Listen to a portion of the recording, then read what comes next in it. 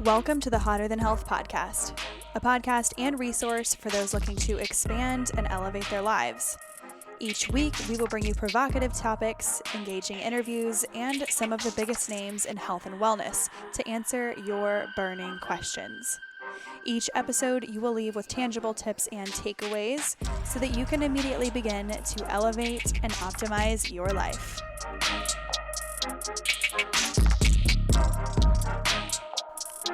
But what he designed was a coffee that required you to order more than coffee. It's a double latte with a shot of whatever.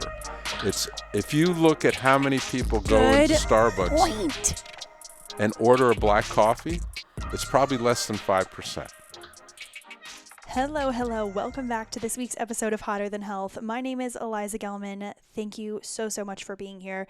I wanted to say thank you also for the support and the feedback we got on yesterday on last week's episode about psilocybin, mushrooms, having more resources for mental health. I did a poll on my Instagram yesterday asking what you all wanted more of in 2023, and mostly I got people asking for relationship advice, which I will not be giving, but I'll get people on here who will, and as well as mental health advocacy, mindset, happiness, and different topics like that. So I thought that was interesting, and I'm really excited to hear more about it. Of course, it's going to be health and wellness focused. That's never going to stop. Fitness, health, nutrition, longevity, digestion, but we want to keep branching into other relevant topics, because at the end of the day, we have so many opportunities for health throughout the day, but there's this underlying,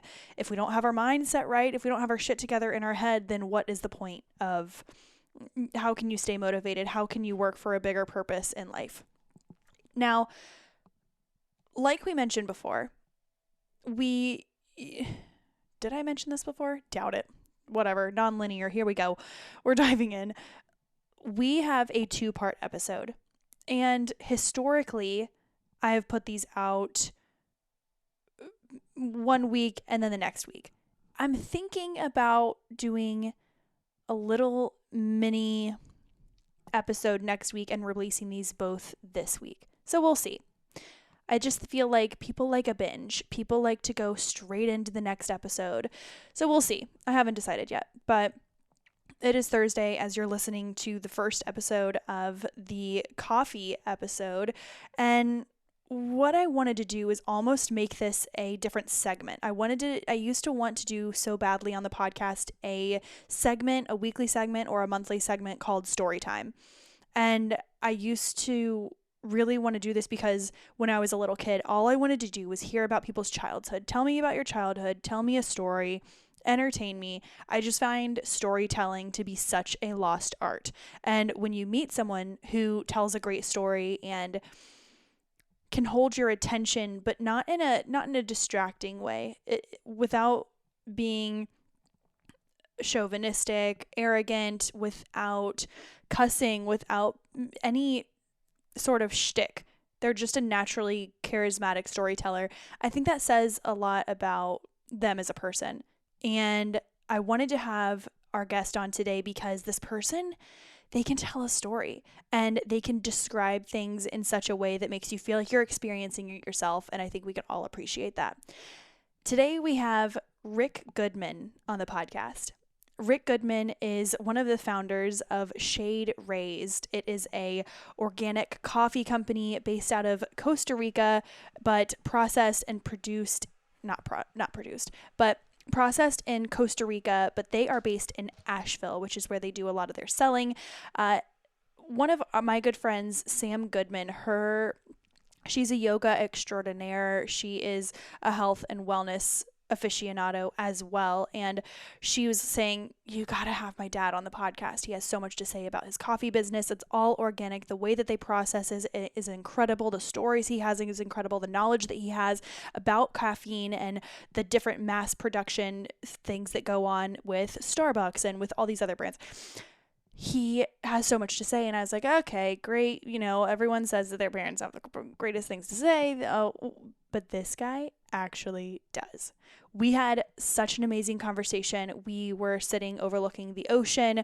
We were watching dolphins. We were watching DILFs. We were watching babies on the beach while we were having this conversation, having a cup of coffee. And that is what truly makes me so happy, is having conversations with people in person. It makes a huge fucking difference.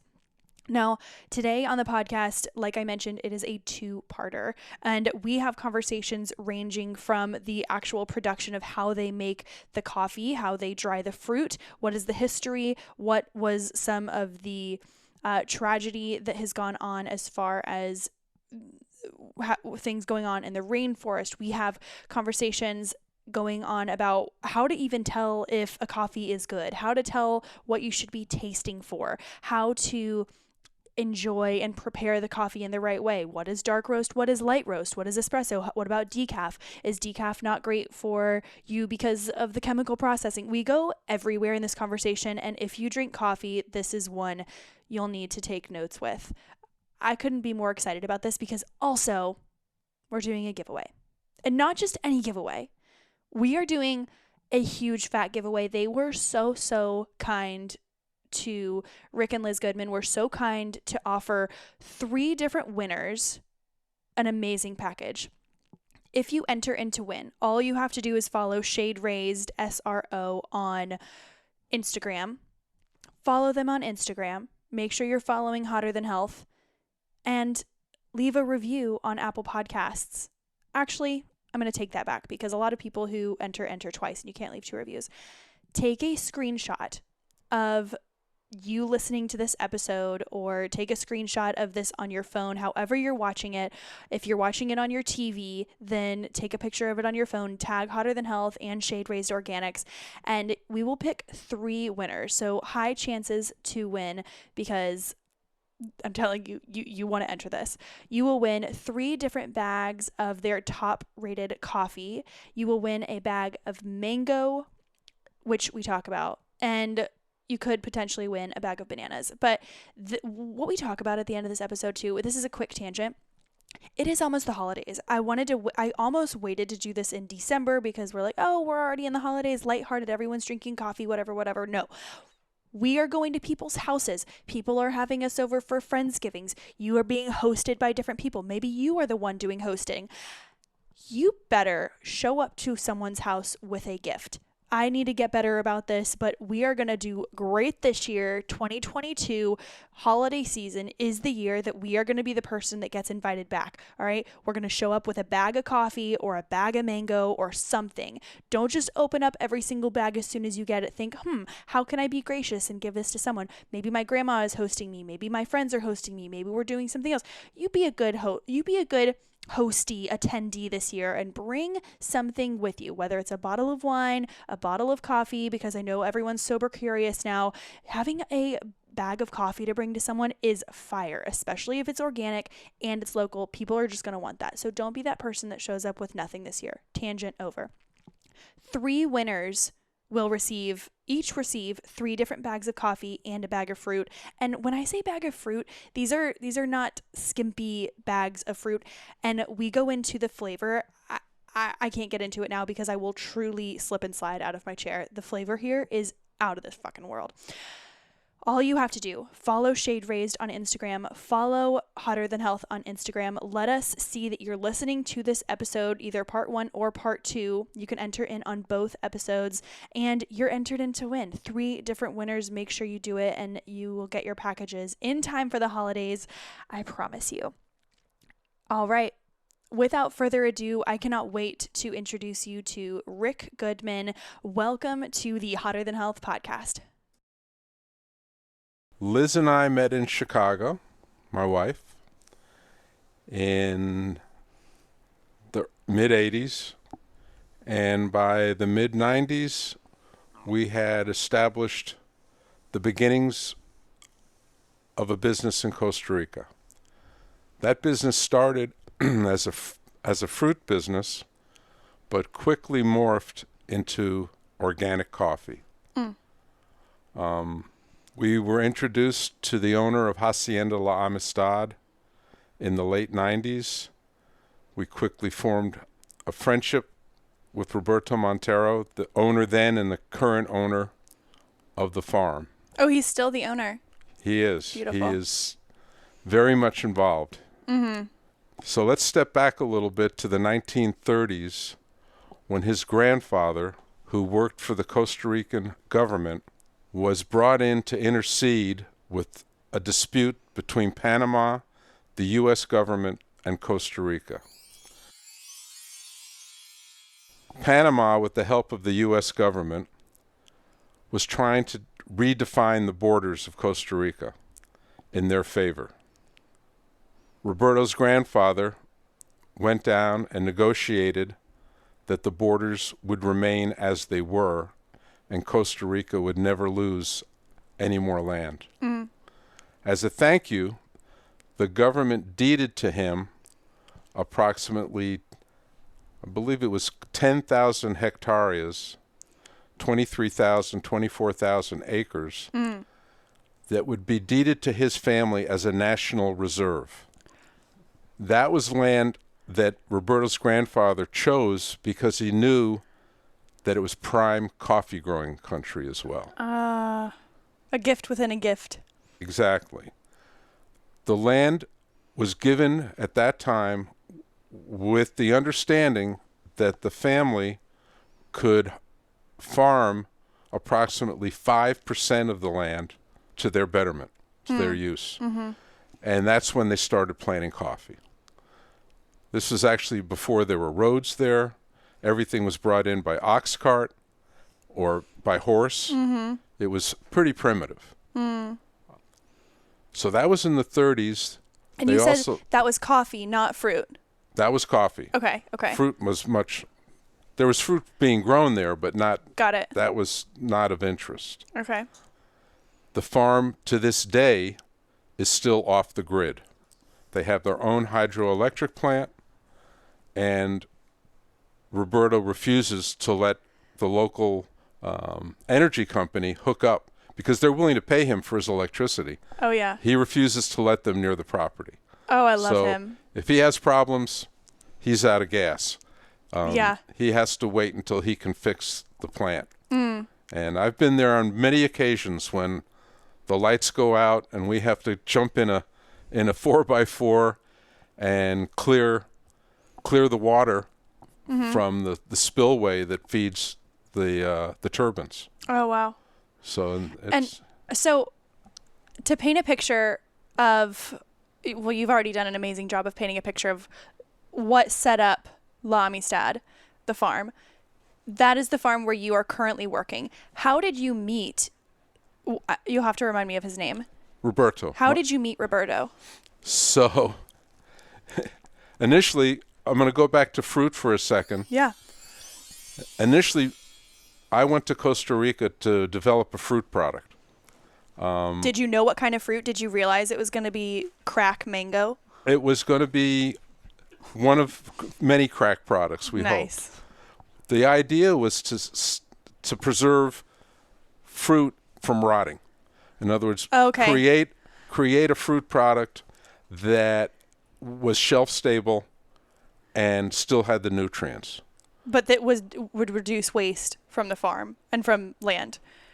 At that time, I had no idea of coffee or La Amistad or anything. Oh, okay. I was just enamored with Costa Rica.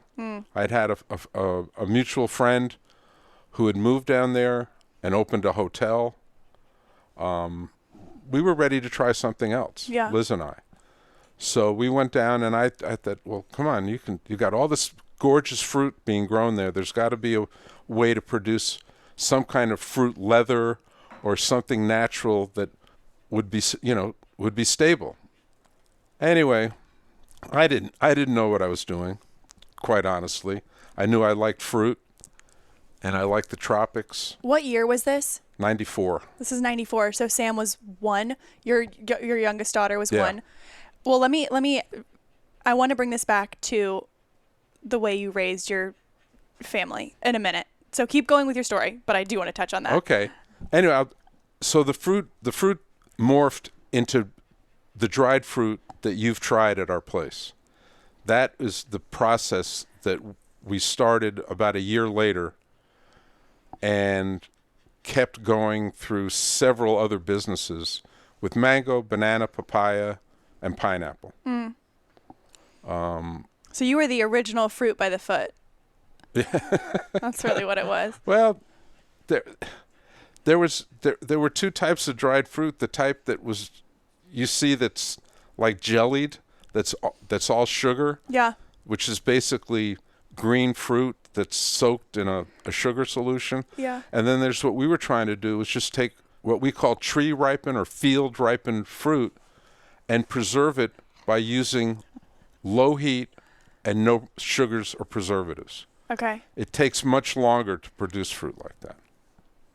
Which is the case with anything good. Clothes, hair. There's 3 things that you can receive in business. It's fast, quick, cheap, or fast, cheap, good. You can have 2 of the 3 at a time. You can't have, if you want it fast and good, it's not going to be cheap. If you want it good and cheap, it's not going to be fast. And you just can't have, have all 3. Yeah. Yeah. You can, thank you, Jake, for that. So basically we found a wonderful product, and I will defer to my daughters for reinforcing the idea, because Sam, on her first trip to Costa Rica, was only 18 months old. Oh. We were there for a month. But at that, I know, we were crazy. How cool is that? Anyway, Sam got a bag of papaya, which was the least favorite of all the fruits. Because it's not as sweet. It's not as sweet. Papaya is a very unusual fruit. We don't need to get into that. It's a great fruit, but it has different chemical compounds than almost any other fruit. That's why it's so great for digestion. But that's a tangent. That's the for another time. Anyway, but Sam took a nibble, and the next thing I remember, she was reaching for more and said, "Can I have some more?" And we said, "You betcha." And that's when Liz and I knew that we'd found something. When an 18-month-old gravitates towards that type of product, because it's not necessarily attractive looking, it's not bad looking, but it's unusual. Mm-hmm. And it's so nice to bring it back to the fact that this was a whole family event. This was an entire family affair, but this might be the right time to mention to the listeners how you wanted to raise your children. When you and Liz said, "Hey, we have 2 daughters. We're in the baby business. We want to make sure that these are well-rounded, well-adjusted human beings." What were some of your foundational non-negotiables in the beginning of your children's lives that were reinforced by the way you run business also? This is Liz, the partner with Rick. I think a lot of what we were looking for, first off, when we moved to North Carolina, we really wanted our kids to kind of have the freedom to be barefoot and, if they want, naked, running around playing and enjoying enjoying their environment. And as they grew up, we wanted them to be experimental in different kinds of food. And also the food that we wanted them to really like is food that has very little ingredients in it. And our dried fruit is just the fruit, nothing else. So I think a lot had to do with that attraction, and we also felt that this would be something that if we could work it, we really wanted to get in the school system. We never got it to that point, but that was always like in the back of our mind. That's our goal. This would be so great to be able to offer to schools. You know, it doesn't spoil, easy. They could sit on it in their backpack. It's fiber. Yeah. So a lot of that, and we wanted them to have an experience with the public schools and a variety of different things, and as well as a variety in the climate that we have with the mountains and being outdoors. And you guys are based in Asheville, for anyone who doesn't know. And I picture, that's exactly how I picture anyone being really raised the right way in Asheville. Just naked. Naked and curious. They were. Naked and curious. Well, getting back to the farm, La Amistad, right now, you went into the production of mangoes and dried fruits, and you said, okay, we have something here, let's start producing. And what I want to know what it actually takes, because I picture a lot of different fruit leathers and stuff that you can get in grocery stores, and you look at the back and there's citric acid, ascorbic acid for vitamin C, and there's all these different added ingredients for stabilizing and preserving. What is from mango to my mouth, what is the process at a high level for someone who's thinking, okay, well, I can just dehydrate these mangoes at home? Well, no, what about the mangoes? Can you walk us through that process? Sure.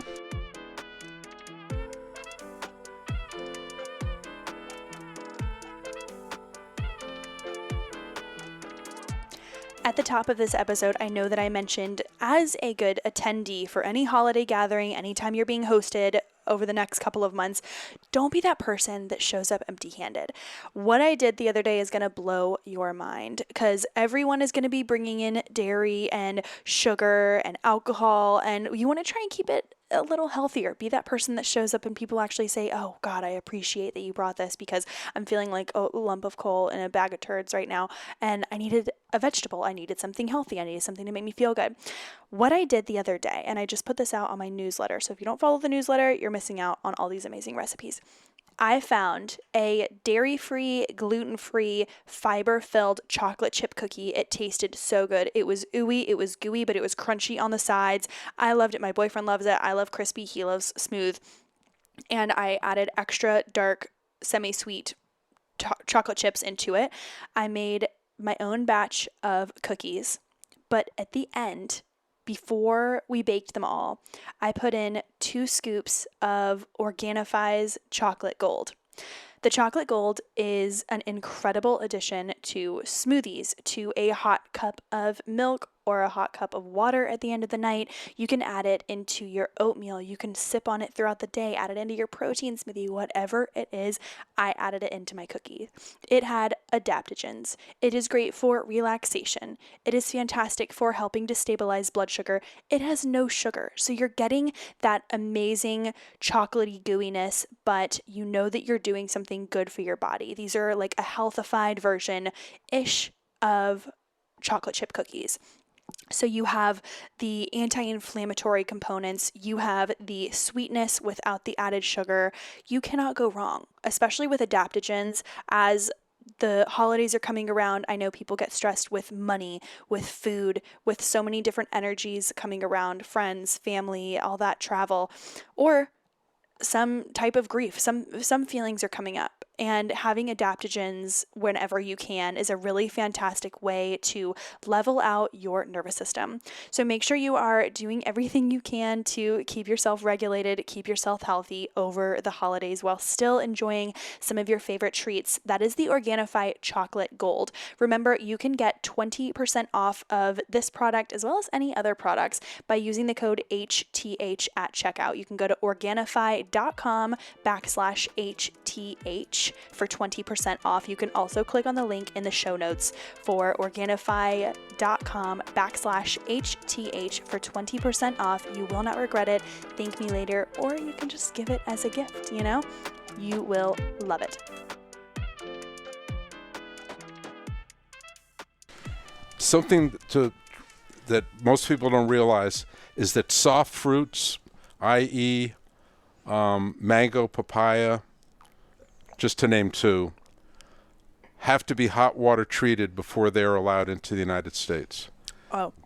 That means the fruit is immersed in 180-degree water for 45 minutes. You cannot take a properly ripened mango or papaya and expose it to that high degree of water temperature for that length of time. The only way you can treat a soft or thin-skinned tropical fruit is it has to be picked extremely green with hardly any sugars. That precludes getting a really ripe mango or papaya in the store. Yeah. Sometimes they get semi-sweet, sometimes they get half of the fruit gets sweet, but any fruit that's hot water treated is never going to be the same as a tree ripened or field ripened piece of fruit. I didn't know that. Most people don't. Yeah. But go to the store and look at a box that the mango comes in, and there'll be a stamp on the side of that box. It says USDA APHIS, APHIS.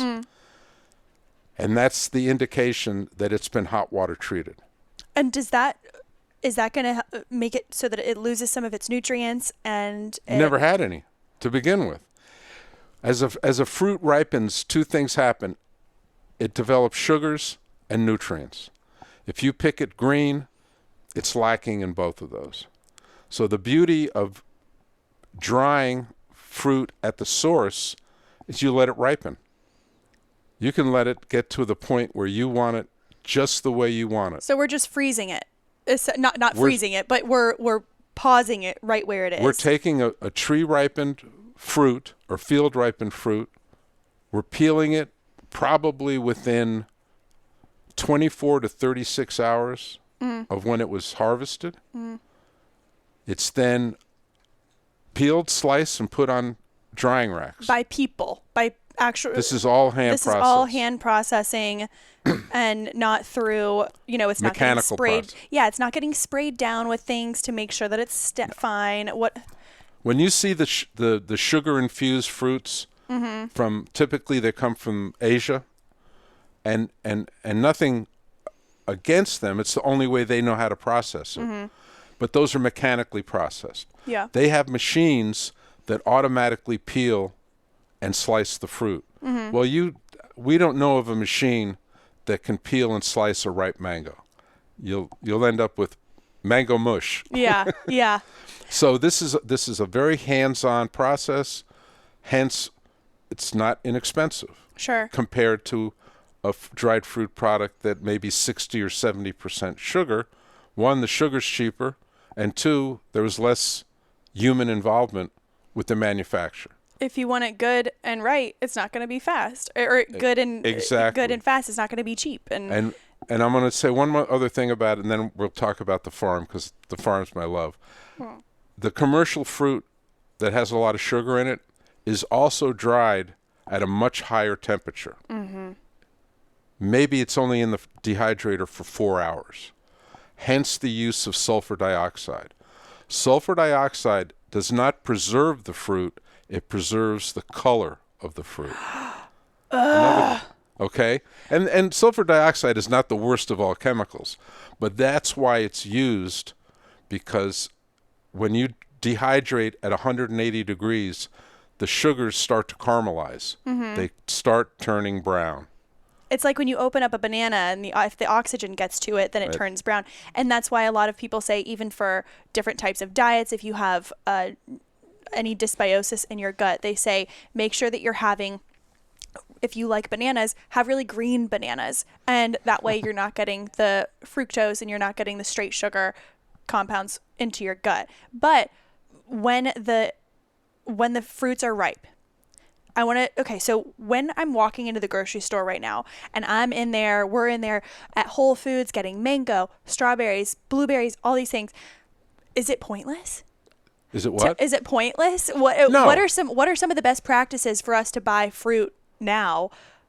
I mean, not dried fruit, but what are the best practices for us to look for when buying fruit today in the grocery store? Fruit that's in season. Okay. Don't try to buy fruits out of season. What are fruits in season right now? It's November. Grapes. Okay. California's harvesting grapes. Grapefruit. Citrus will start coming in. It's kind of limited, to be honest. So we're having grapes and lemons for breakfast. Okay. Yeah. Got it. I mean, apples, yeah, there's a good apple crop right now. Okay. Because for a variety of reasons, Apples are pretty much available year-round. Yeah. Got it. Berries, Florida, Georgia, South Carolina produce soft fruit 8 months out of the year now. Yeah. But that scares me. I don't love that. I don't love that you can get anything anytime all the time. I don't like that. I mean, I do, obviously, who doesn't? But it does give me pause. Let's talk about the farm. Tell me, what is the farm like when you get off of the airplane? Where are you flying into? And then are you getting on an ATV? Are you riding horses into the farm? Do you bring one knapsack tied in a bandana with a stick over your shoulder? What does it look like when you're walking into the farm? First of all, the farm is, on a good day, 6.5 hours from the airport. Blessings. In a country that is the size of West Virginia, it still takes a while to get around. Mm-hmm. And this is a whole lot better than it was in 1994 when we first took the family there. Mm-hmm. It could take almost a day to cover the same distance. And with an 18-month-old, you're stopping, getting the boob out in the middle of Costa Rica. What do I do? It was pretty amazing. We got to see things that I'm so glad we did it then, because the country, like everything else, has changed dramatically. I picture Costa Rica, and of course you picture rainforest, but it's adventure and it's lush, but it's also spas and a zip lot of lines exactly. And I'm picturing it's not just the zip lines; it's what it takes to build those, and it's all the. I mean, I understand that it's jobs, which is good, but I don't know. I want to hear your experience of what it used to be like to walk in. Well, first of all, there was only one. In 1994, there was a chairlift, basically, in the forest between San Jose and Limon. And that was the only kind of quote-unquote tourist attraction of that type. Everything else was either on foot, in a boat, on horseback. Mm-hmm. And horseback was limited. So it was much less developed. When we were there from middle of November to the middle of December, we would go into places and be the only people there, except for the people that worked there. No tourism. Well, let me also let people know, okay, it's not like you said, you know what, we want to build a fruit company and we have these morals in place and these are what we're not willing to negotiate, but it's not like you're hopping on Google and opening the yellow pages trying to find farms for mango. You can't just look that up. How did you meet Roberto, and because I think that a lot of people nowadays, again, quick, fast, successful, then you're going to have to pay a lot of money, and they're not willing to take the time. What was it? How did you meet Roberto, and how did you say, hey, this is something we want to do? And he says, okay, come out here. And you kind of had no idea what that really meant. Tell me about that. So basically I'm going to go back to the fruit business, because the fruit business was responsible for morphing into the coffee business. I was going to say, guys, this is going to be maybe a two-parter. So we're still in the fruit, but we're getting to the coffee. my partner in Costa Rica in the fruit business was an expat, and he specialized in certifying small and medium producers, fruit producers, from conventional to organic. And we had only focused on traditional fruits. I happened to be down there on a trip in '96, and we got a call from Ernie Carmen, and he had a small coffee farm in Cartago, actually in Pariso, which is near Cartago, on the Atlantic side of San Jose. So we went over to Ernie's farm to check out his growing practices and see if we could get him certified. And he was already growing organically. He knew it, but he needed somebody to reinforce it. Yeah. That's so challenging because so many companies are doing it right, but it's expensive to get the proper labeling and certifications. Really expensive. Anyway, we met with Ernie, and he was so proud of what he was. Very self-sufficient. He had his own coffee processing, a mini mill, and he said, "I want to make you guys a cup of coffee." And Michael and I said, "Sure." So Ernie went about the process of making us a cup of his coffee. Which is not putting it into a coffee mate in a paper thing, and then this is actually just a very, actually it's like a pour over. Yeah. Which is pretty standard. Yeah, but it's still more of an experience to watch and to absorb than a coffee mate. The experience was tasting the coffee. It was an eye-opener, to say the least. We'd been drinking Starbucks and Pete's because that was the best coffee available at that time.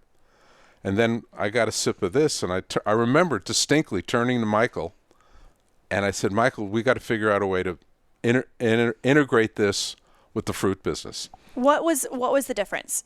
You take a sip of Starbucks or Pete's, and you feel X. You take a sip of this and you feel Y. Tell me what the description is, because I think that I know what shitty coffee tastes like, but I don't really know what good coffee tastes like. Honestly, I'm Pete's ruining is it good with creamer. coffee. And back in the 90s, Starbucks was not bad coffee. But they were growing too fast, and so that limited their access to good coffee. So you know what a good cup of coffee is. It doesn't make your tongue turn upside down, and it goes down fairly smooth, and it's got some nice flavor notes. But to get it's almost hard to compare the two because it's like hamburger and filet mignon. Oh. I mean, it's like everyone likes a hamburger, but you'd always rather have a filet mignon. If you're a meat lover, I mean, I can't. Fair enough. True. There are other Not analogies. the target audience here. I mean, it's like a green mango and a ripe mango. Yeah. Once you've had a tree ripened mango at the source, it's a different animal, and that was the case with the coffee. It was just, it opened up in your mouth. It was bright. It had acidity, no bitterness, had hints of chocolate. Some fruitiness, and it was like you knew immediately that, and I was uneducated. I just knew it was. So to a novice palate, you even recognized. I would think so. Let me just say this. I am a 1 cup a day girl. I can have one, and I mean actual measured cup, not a couple big mugs. I can have 1 cup of coffee a day. I typically do decaf. I got natural energy. I'm good. I'm levitating if I have more than that. In Asheville a couple weeks ago when we were there, I had a cup of coffee. I had, I think, 2.5 cups of shade raised. And who knows, maybe I'm garbage at making coffee in the morning. I'm just French pressing, no idea. But when I had it, I went to the bathroom in the morning. That's like pretty natural. You do that. That's great anyways. But there was not that intense stomach cramp. There wasn't jitters. That is the craziest thing about good coffee. I actually do not get jitters with this coffee. And it had just as much caffeine as any other coffee. And more than I normally have, because normally I do half decaf, half regular. I was mind blown. I was like, eek, shouldn't. But then I just did because it just was nice. We were sitting on the porch. I had 2 cups. I was so nervous that I was going to be jitterbug. And I wasn't. I didn't even think about it. Isn't that a nice feeling? Well done. Sorry, Continue, tangent. That has to do with a lot of well-grown, well-processed Central American coffees. People notice what you just described. Yeah. Let's digress for a second and talk about flavor notes in coffee. Bitterness and acidity sometimes get confused. Okay, I agree. Okay? A bitter cup of coffee is a bad cup of coffee. Good coffees have some acidity. Acidity is what makes a glass of wine pop in your mouth. The same with a cup of coffee. Good acidity, heightens the taste experience. Okay, bitterness, what bitterness does is it irritates your gut Yeah. and makes you more susceptible to the caffeine. So when you drink a bitter what do you do with a bitter cup of coffee? You throw it away. No, you do at Starbucks. Oh, don't get us in trouble. You do What I it. have learned is that if you plug the opponent's name, they're still getting a plug.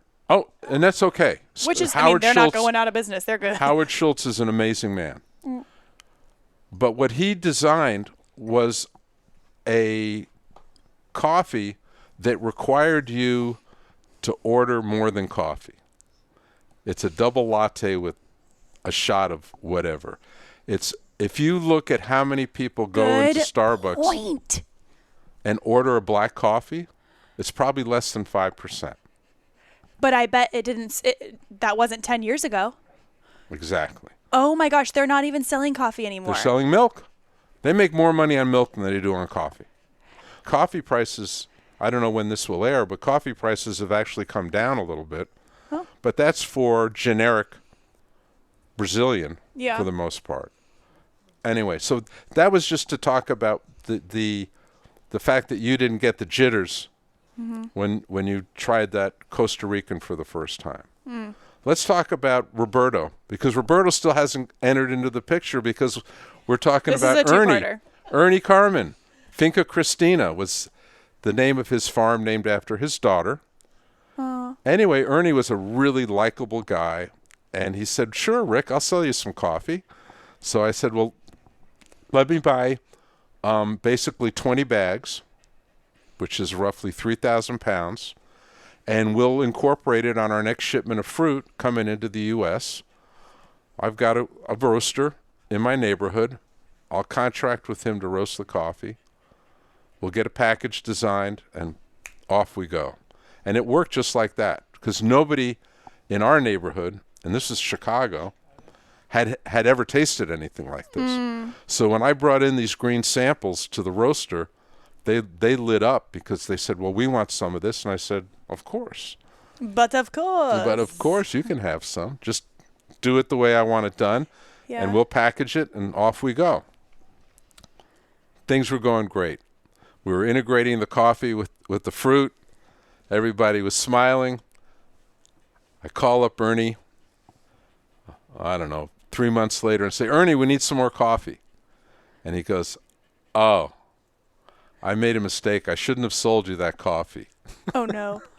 Oh, no. So I found out later that Ernie was very self-sufficient. He not only grew and had his own coffee processing, he also had a still.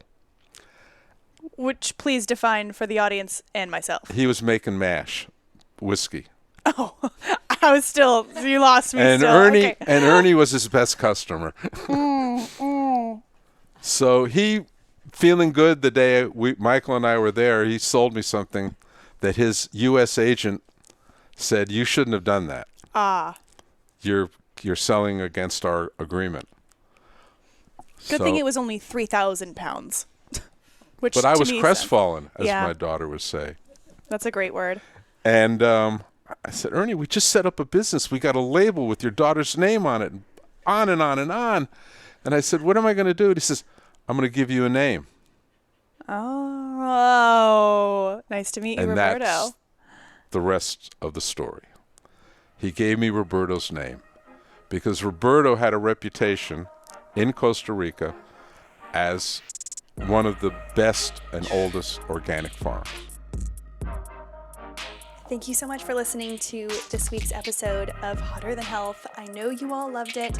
And thank you, Rick and Shade Raised Organic, for coming on and giving us all of the best details and the best giveaway. Remember, 3 lucky winners will be selected, and all before Christmas time. We're going to do this in the middle of December, so you have plenty of time. Take a screenshot of listening to this episode, tag Shade Raised, SRO, and Hotter Than Health on Instagram. Let us know that you're listening, and of course, make sure you're subscribed on Apple Podcast or following on Spotify. It is the greatest way to show your support for the podcast. That's all I really want for Christmas. But If you are entered in to win, if you are one of the 3 lucky winners, you will win 3 bags of coffee. 3 big ol' fat, organic, amazing, delicious bags of coffee and a bag of fruit. And this is something you can bring to someone's house that is hosting you. This is something you can enjoy throughout the seasons. You can make a cup for someone else. Be kind. Rewind. Thank you so much for listening. And of course, like, subscribe, share this episode, and we will talk to you next week.